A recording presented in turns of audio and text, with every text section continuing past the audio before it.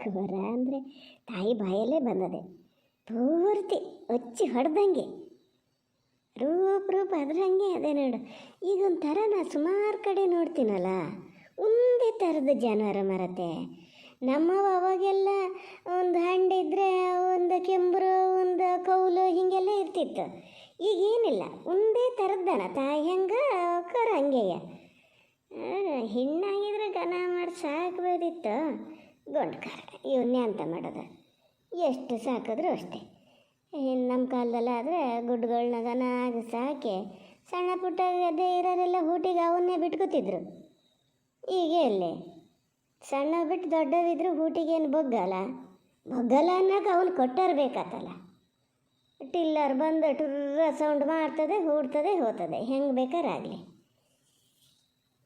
ತಾಡಿಯ ಅಂಕ ನೋಡು ಎಷ್ಟು ಜೋರಿದ್ದೀಯ. ಊಟಿ ಕೊಟ್ಟಬೇಕಿತ್ತು, ಗೊತ್ತಾಗ್ತಿತ್ತು ಅವಾಗ. ಘನ ಮಾಡಿ ಸಾಕು ಸರಿತ.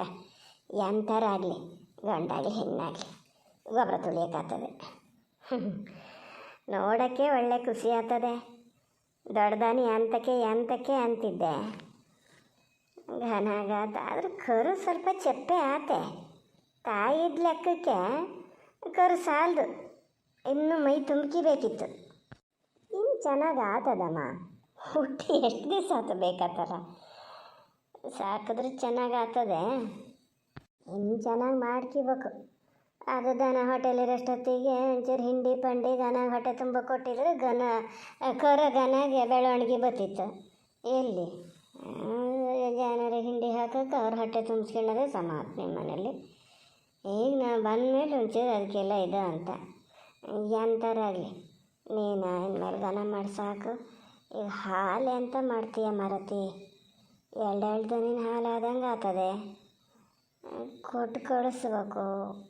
ಕೊಟ್ಟು ಕಳಿಸಿದ್ರು ಮತ್ತೆ ಅಮ್ಮ ಸುಮ್ಮನಿರು, ಒಳಗೆಲ್ಲ ಇರ್ಬೇಕೇನು ಕೇಳಿಸ್ಕೊಂಡು ಮತ್ತೆ ಅದೊಂದು ರಂಪಾಗಕ್ಕಲ್ಲ. ನೀ ಎಂತೂ ಹೇಳಬೇಡ, ಸುಮ್ಮನಿರು. ನಾನು ಯೋಚನೆ ಮಾಡೀನಿ ಏನು ಮಾಡಬೇಕು ಅಂತ. ಓ ಬಂದಾಗ್ಯದನ.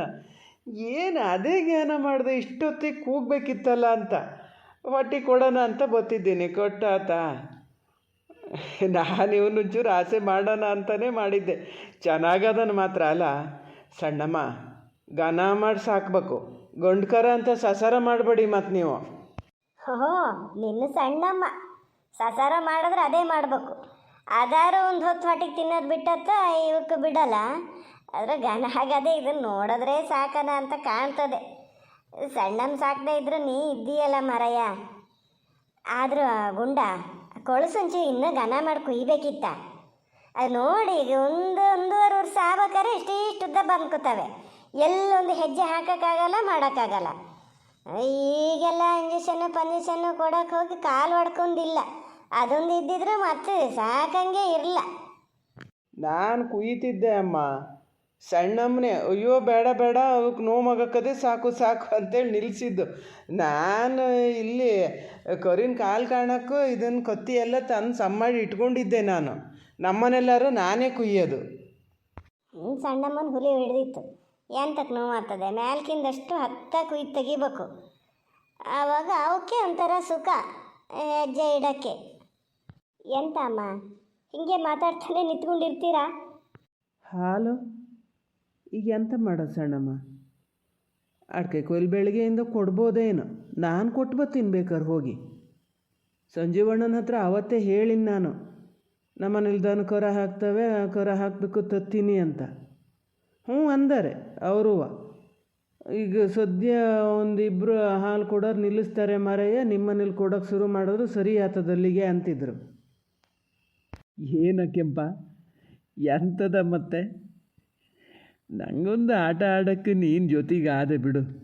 ಅಲ್ಲ ಸರಿತಾ, ಹಾಲು ಕೊಡೋದು ಅಂಥೇಳಿ ಪೂರ್ತಿ ಪೂಟು ಕೊಟ್ಕೊಳಕ್ಕೆ ಹೋಗ್ಬೇಡ. ಸಿಂದಿದ ನೀನು ಹಾಲು, ನಿಪ್ಪಟ್ಟೆ ನೀರು ಹಾಕಕ್ಕೆ ಬರಲ್ಲ, ಏನಿಲ್ಲ. ಒಂದೊಂದು ಲೋಟ ಕೊಡ್ಕೊಳ್ಳಿ. ನೀನು ಬರೀ ಕೆಲಸ ಅಂತಿರೋದಲ್ಲ. ಬೆಳಿಗ್ಗೆ ಸಾಯಂಕಾಲಕ್ಕೆ ದೊಡ್ಡ ಲೋಟದಲ್ಲಿ ಒಂದೊಂದು ಲೋಟ ಹಾಲು ಕುಡ್ಕ. ಏನು ಕುಡಿತೀಯ, ಎಂತ ಮಾಡ್ತೀಯ, ಜೀವ ಗಟ್ಟಿ ಮಾಡ್ಕೋಬೇಕು ಅಂತ ಕಂಡ್ರೆ ಕುಡಿ. ಈಗ ಹೇಳ, ಎಂತ ಮಾಡ್ತೀಯ? ಹಾಲು ಕೊಡೋಕ್ಕೆ ನಿನ್ನ ಗಂಡನ ಕೈಲಿ ಕೊಟ್ಟು ಕಳ್ಸಿದ್ರೆ ದುಡ್ಡು ಮನೆಗೆ ಬರ್ತದನ್ ಸರಿತಾ? ಅಲ್ಲಿಂದ ಅಲ್ಲಿಗೆ ಹಿಂಡಿ ಅಂಗಡಿಗೆ ಅವರನ್ನೇ ಕಟ್ಟಕ್ಕೆ ಹೇಳಿದ್ರೆ ಏನಾರು ಒಂದು ಹಿಂಡ್ಯಾರು ಮನೆಗೆ ಬಂದು ಬಿದ್ದತ್ತೆ ಏನ ಇಲ್ಲರಿ ಅಂತ ಮಾಡ್ತೀಯ. ಸುಮ್ಮನಿರಮ್ಮ, ಹಂಗೆ ಯಾಕಂತೀಯ? ಆ ಥರ ಎಲ್ಲ ಏನಾಗಲ್ಲ. ಇವರು ಹೋಗೋಕ್ಕಾಗಲ್ಲ ಅಂತಿದ್ರು. ನಾನೇ ಹೋಗ್ತೀನಿ ಇನ್ಮೇಲೆ ಹಾಲು ಕೊಡೋಕ್ಕೆ, ನಾನೇ ಹೋಗೋದು ಅಂತ ಅಂದ್ಕೊಂಡೀನಿ. ಎಂತ ಸುಮ್ಮನಿದ್ದು ಬಿಡ. ಎಂತ ನೀಲಿಂದ ಹಾಲು ತಗೊಂಡಾತೀಯ?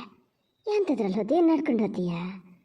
ಇಲ್ಲಿಂದ ಆ ಬಸ್ಸಿಗೆ ಹೋಗಿ ಅಲ್ಲಿ ಹೋಗಿ ದಿನಕ್ಕೆ 2 ಸತಿ ನೀನು ಹೋಗಿ ಬರೋದು ಹೌದಾ? ಒಂದಾಳ ಅದಕ್ಕೆ ಸಮಾತದೆ. ಮನೆ ಬದಿ ಇದು ಮಾಡೋದು, ಬಾಲೆ ಎಲ್ಲಿ ಬಿಟ್ಟು ಹೋತೀಯ? ಇಲ್ಲ ಅಮ್ಮ, ಬಸ್ಸಿಗೆ ಹೋಗಲ್ಲ. ಅವೆಲ್ಲ ಸುಮಾರು ಐಡಿಯಾ ಅದೇ, ನೀನು ಸುಮ್ಮನಿರು. ಸ್ಕೂಟಿ ತೊಗೊತೀನೊಂದು ತಗೊಬೇಕು ಅಂತ ಮಾಡೀನಿ. ಅದು ಈಗ ಇನ್ ಟೈಮ್ ಬಸ್ ಬೇರೆ ಇರಲ್ಲಲ್ಲ, ಎಂಥ ಕಾರು ಬೇಕಾಗ್ತದೆ. ಅದಕ್ಕೆ ನಾನೇ ತೊಗೊಂಡು ಹೋಗೋಣ ಅಂತ ಅಂದ್ಕೊಂಡೀನಿ. ಸರಿತಾ, ಎಷ್ಟೇ ಆದರೂ ಮನೇಲಿ ಗೋಣಿಸಿದ್ರು ಅಷ್ಟೊತ್ತಿಗೆ ಹಿಂಗಸ್ರು ಹೋಗೋದು ಸಮ ಆಗಲ್ಲ ಮಗನೇ. ಬೇಡೆ ಅದು ಯಾರ್ಯಾರಿಗೆ ಹೇಳಿಸಿ ಸೈ, ನಮಗೆಲ್ಲ ಅವು ಸಮ ಆಗಲ್ಲ. ಕೊಟ್ಟರೆ ನಿನ್ನ ಗಂಡು ಕೊಟ್ಟು ಬರಲಿ, ಇಲ್ಲದಿದ್ರೆ ಗುಂಡು ಕೊಟ್ಟು ಬರಲಿ, ಇಲ್ಲ ನಿನ್ನ ಮಾವನಾರು ಕೊಟ್ಟು ಬರಲಿ. ನೀನು ಬೇಡ ಮಗನೇ, ಬೇಡೆ. ಎಂತ ಏನಿದ್ರಲ್ಲ ಬಾಲೆ ಬಿಟ್ಟು ನೀನು ಹಾಲು ಕೊಡೋಕ್ಕೆಲ್ಲ ಹೋಗೋದು ಬೇಡ. ಏನಾಗಲ್ಲ ಅಮ್ಮ, ಅದರಲ್ಲೇನು, ಸ್ಕೂಟಿ ತಗೊತೀನಿ, ಒಂದು ತಗೊಂಡು ಹೋಗಿ ಕೊಟ್ಟು ಬರ್ತೀನಿ. ನಾವು ಅದೇನೋ ಅಂದ್ಕೊಂಡೇನಿ, ಸುಮ್ಮನಿರು ನೀನು. ಏನು ಬೇಕಾದ್ರೆ ಹೇಳು ಸರಿತಾ. ಬೇಡ, ಬೇಕಾದ್ರೆ ಹಾಲಷ್ಟು ಮನೇಲೆ ಇಟ್ಕೊಂಡು ನೀವೇ ಎಲ್ಲರೂ ಕುಡೀರಿ. ಬೇಕಾದ್ರೆ ತುಪ್ಪ ಮಾಡಿಕೊಡು. ನೀ ದಿನ ಹಾಲು ಗೀಲು ಕೊಡೋಕೆ ಹೋಗೋದೊಂದು ಬೇಡ ನೋಡು, ಹೇಳಿ ನಾನು.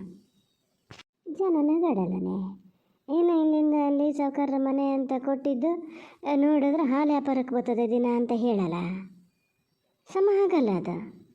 ಈಗ ನಾಳೆ ನಿನ್ನ ಗಂಡನ ಗಿಣ್ಸೆ ಇದ್ದಾರು ಏನಂದಾರ? ಹಿಂಗಿದ್ದಿದ್ದಕ್ಕೆ ಹಿಂಟೆ ಬರ್ತದೆ, ಅದೇ ವಹಿವಾಟು ಮನೆದು ಅಂತ ಹೇಳಕ್ಕೆ ಶುರು ಮಾಡ್ತಾರೆ, ಗೊತ್ತಾನೋ? ಎಂಥದೇ ಆಗಲಿ ಗಂಡನ ಸಸಾರ ಬಿಟ್ಕೊಡ್ಬಾರ್ದು. ಸಸಾರನೂ ಇಲ್ಲ, ಏನೂ ಇಲ್ಲ ಅಮ್ಮ. ನಾನು ಎಲ್ಲೇನು ಹೋಗಿ ಹೋಟ್ಲಲ್ಲಿ ಕೂತ್ಕೊಂಡು ಕಾಫಿ ಕುಡ್ಕೊಬರಕ್ಕೆ ಹೋಗೋದಲ್ಲ, ಅಥವಾ ಬೇರೆಯವ್ರ ಮನೆಯಿಂದ ಹಾಲು ತಂದು ಇಲ್ಲಿ ತೊಗೊಂಡೋಗಿ ಮಾರ್ತಿರೋದಲ್ಲ. ನಮ್ಮ ಮನೆ ಹಾಲು ಕರಿತೀನಿ, ತೊಗೊಂಡೋಗಿ ಕೊಡ್ತೀನಿ, ಬರ್ತೀನಿ. ಏನಾಗೋದು ಇಲ್ಲ. ಹಂಗೆ ಅಂದ್ಕೊಂಡು ನಾವು ಕೂತ್ರೆ ಇಲ್ಲೇ ಇರ್ಬೇಕಾತಾ? ನಾ ಇನ್ನೂ ಏನೇನೋ ಅಂದ್ಕೊಂಡೀನಿ ಕಣಮ್ಮ. ನೀವು ಫಸ್ಟಲ್ಲೇ ಹಿಂಗೆ ಬೇಡ ಅಂಥೇಳಿ ಅಡ್ಗಾಲು ಹಾಕಬೇಡ. ಏನಾಗಲ್ಲ, 1-2 ದಿವಸ ಹಂಗಾದರೂ ಆಗ್ಬೋದು. ನೀ ಹೇಳೋದ್ನೇನು ಅಲ್ಲ ಅನ್ನಲ್ಲ, ನಾ ಫೇಸ್ ಮಾಡ್ತೀನಿ. ಬಿಡಮ್ಮ, ಆ ಬಗ್ಗೆ ಮಾತೇ ಬಿಡು ನೀನು. ನಾನು ನಿನ್ನ ಹತ್ರ ಹೇಳಬಾರ್ದು ಅಂತಲೇ ಅಂದ್ಕೊಂಡಿದ್ದೆ.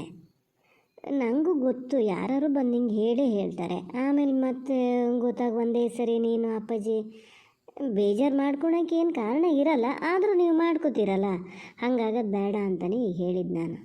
ಎಲ್ಲ ಸರಿ ಹೋಗ್ತದೆ ಬಿಡು, ಏನಾಗಲ್ಲ. ಅಲ್ಲ ಮತ್ತೆ ಇವ್ರು ಹೋಗಬಾರ್ದು ಅಂತ ಏನಲ್ಲ.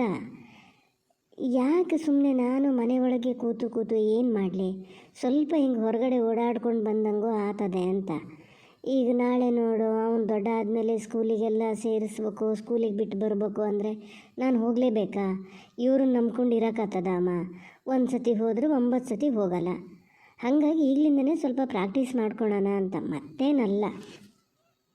ಎಂತ ಬೇಕಾರಾಗಲಿ ಸರಿತಾ, ಹುಡುಗರನ್ನ ಸ್ಕೂಲಿಗೆ ಬಿಟ್ಟು ಬರೋಕ್ಕೂ ನೀನು ಹಾಲು ವ್ಯಾಪಾರಕ್ಕೆ ಹೋಗೋಕ್ಕೂ ವ್ಯತ್ಯಾಸ ಅದೆಯೇ?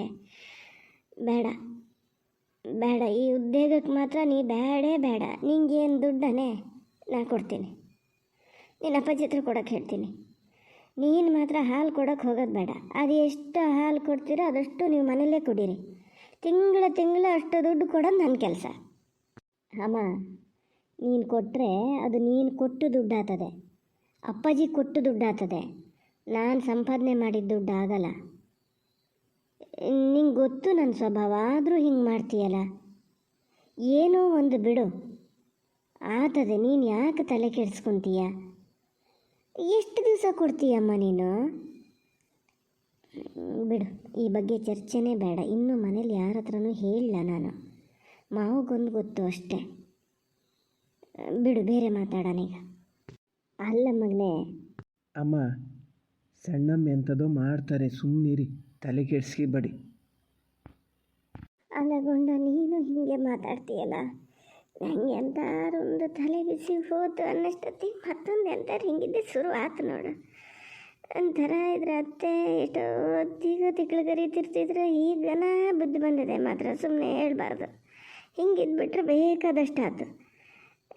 ಮನುಷ್ಯರು ಎಲ್ಲರೂ ಪೂರ್ತಿ ನಾವು ಹೇಳ್ದಂಗೆ ಇರಬೇಕು ಅಂದ್ರೆ ಆಗಲ್ಲ. ಈಗ ಘನ ಇದು ಮಾಡ್ತಾರೆ. ಆದರೆ ಈಗ ನೋಡು, ಹಾಲು ಕೊಡೋಕೆ ಹೋಗ್ತೀನಿ ಅಂತದೆ, ಅದು ಸರಿ ಆಗಲ್ಲ ಮಗನೇ, ಸರಿ ಆಗಲ್ಲ. ನಿಂಗೆ ಗೊತ್ತಾಗಲ್ಲ. ಹೌದಂಬ ಕೆಲಸ ನೀನಿದ್ದೀಯ, ನೀನೇ ತಗೊಂಡು ಹೋದರೂ ಹೋಗ್ಬೋದು. ಒಂದು ಕೆಲಸ ಮಾಡೋಕೊಂಡ, ನೀನೇ ಒಂದು ಹೊತ್ತೊಣಕೆ ಕತ್ಲೆ ಸುರುನಲ್ಲಿ ಹೋದರೂ ಸಾಕು. ಹಾಲು ಕೊಟ್ಟು ಬರೋಕ್ಕೆ ನೀನೇ ಒಂದು ಶುರು ಮಾಡ್ಕೊಳ್ಳ. ಅದು ಹಾಗೆ ಅಮ್ಮ, ದಿನಾನು ಏನು ಅವ್ರು ಹೋಗಲ್ಲ, ಒಂದೊಂದು ದಿನ ನಾನು ಹೋಗ್ತೀನಿ. ಪೂರ್ತಿ ದಿನ ನಾನೇ ಹೋದರೆ ವಾಗೇಶಣ್ಣ ಬೈತಾರೆ, ನನ್ನ ಹತ್ರ ಜಗಳ ಮಾಡ್ತಾರೆ. ನೀನು ಬೇಡ, ನೀನು ಆ ಕೆಲಸ ಮಾಡು ಈ ಕೆಲಸ ಮಾಡು ಅಂತ ಕಳಿಸ್ತಾರೆ. ಮತ್ತು ನಾನೇ ಹೋಗ್ತೀನಿ ಅಂತಾರೆ. ಹಂಗಾಗಿ ಮತ್ತೇನು ಪೂರ್ತಿ ದಿನವೂ ಸಣ್ಣಮ್ಮನೇ ಹೋಗಲ್ಲ, ಮಧ್ಯೆ ನಾನು ಹೋಗ್ತೀನಿ. ಏನಪ್ಪ ಏನೇ ಆದರೂ ನಂಗೆ ಇದು ಮಾತ್ರ ಸರಿ ಕಾಣಲ್ಲ ನೋಡೋ ಗುಂಡ, ಸರಿ ಕಾಣಲ್ಲ. ಒಂದು ಹೋಗಿ ಮತ್ತೊಂದಾದರೆ ಏನು ಗತಿ ಸಾಯದ? ಎಷ್ಟೇ ದುಡಿಮೆ ಮಾಡೋದು ಏನೇ ಮಾಡೋದು ಮನೆಗೆ ಬಂದರೆ ಒಂದು ಲೋಟ ನೀರಾರು ನೆಮ್ಮದಿಲಿ ಕುಡಿಯಂಗಿರ್ಬೇಕು. ದಿನ ಬೆಳಗಾದ್ರೆ ಅದಕ್ಕೆ ಜಗಳ ಆಗ್ತಾ ಇದ್ದರೆ ಏನು ಉಪಯೋಗ ನೋಡೋಣ ಹೇಳು? ಅದ್ರ ಬದಲು ಸುಮ್ಮನೆ ಮನೇಲಿದ್ರೆ ಏನಾಗ್ತದೆ? ಥೋ ಅಮ್ಮ, ನಾನು ಈ ವಿಚಾರ ಪ್ರಸ್ತಾಪ ಮಾಡಲೇಬಾರ್ದಿತ್ತು. ಹೆಂಗೆ ಮಾತಾಡ್ತಾ ಬಾಯಿ ಬಿಟ್ಬಿಟ್ಟೆ ಮಾರತಿ. ನಿಂದಮ್ಮಯ್ಯ ಅಂತೀನಿ, ಮತ್ತೆಲ್ಲೂ ಮಾತಾಡಬೇಡ. ಅತ್ತೆ ಈಗ ಚೆನ್ನಾಗಿ ಕೂತ್ಕೊಂಡು ಮಾತಾಡ್ತಾರೆ ಅಂಥೇಳಿ ಮಾತಾಡ್ತಾ ಅವ್ರ ಹತ್ರ ಹೇಳ್ಗಿಳಿಯ ಕೇಳಲ್ಲ. ನಾನಿನ್ನು ಅವ್ರ ಹತ್ರ ಎಲ್ಲ ಕೇಳಿ ಒಪ್ಸಿನೇ ನಾನು ಹೋಗ್ತೀನಮ್ಮ. ಇದನ್ನು ನಂಗೆ ಬಿಟ್ಟುಬಿಡು. ಇದರಿಂದ ಏನೂ ತೊಂದರೆ ಆಗದಿದ್ದಂಗೆ ನಾನು ನೋಡ್ಕೊತೀನಿ. ಅಕಸ್ಮಾತ್ ಏನಾರು ಭಾಳ ತೊಂದರೆ ಆಗ್ತದೆ ಅಂದ್ರೆ ಹೋಗೋದು ಬಿಡ್ತೀನಿ. ನಂಗೆ ಗೊತ್ತಾಗಲ್ಲ ಇದನ್ನು ನಾನು ಹೆಂಗೆ ಕಾಪಾಡ್ಕೊಬೇಕು ಅಂತ. ನೀ ತಲೆ ಕೆಡಿಸ್ಕೊಂಬೇಡ, ಸುಮ್ಮನಿರು. ಒಂದಿನ ಆರಾಮಾಗಿರ್ಬೇಕು ಅಂತ ನಾನು ಎಷ್ಟು ಆಸೆ ಮಾಡಿದ್ದೆ ಗೊತ್ತಮ್ಮ. ನಾಳೆ ಒಂದಿನ ನಾಡ್ದು ನಿನ್ನ ಮನೆಗೆ ಹೋಗ್ತೀಯ. ಮಾವು ಇವತ್ತಿಗೆ ಚಿಕನ್ ತರಕ್ಕೆ ಹೋಗ್ಯಾರೆ, ನಾಳೆ ಶನಿವಾರ ಮತ್ತು ನೀನು ತಿನ್ನಲ್ಲ ಅಂತ. ನಾನು ಎಷ್ಟು ಆಸೆ ಮಾಡಿದ್ದೆ ಗೊತ್ತಾ, ನಿನ್ನ ಹತ್ರ ರೊಟ್ಟಿ ಮಾಡಿಸ್ಕೊಂಡು ಆರಾಮಾಗಿ ಕೂತ್ಕೊಂಡು ಊಟ ಮಾಡಬೇಕು ಅಂತ. ನೀ ಹಿಂಗೆ ಮುಖ ಸಣ್ಣ ಮಾಡ್ಕೊಂಡಿದ್ರೆ ಈಗ ಒಳಗೆ ಹೋದ್ರಲ್ಲ ಅತ್ತೆ ಕೇಳ್ತಾರೆ, ಎಂತಕ್ಕೆ ಹಿಂಗಿದ್ದೀರಿ ಅಂತ. ನೀ ಕಡೆಗೆ ಬಾಯಿ ಬಿಟ್ಟಿಗಿಟ್ಟಿಯ ಮಾರತಿಯಮ್ಮ, ಪ್ಲೀಸ್.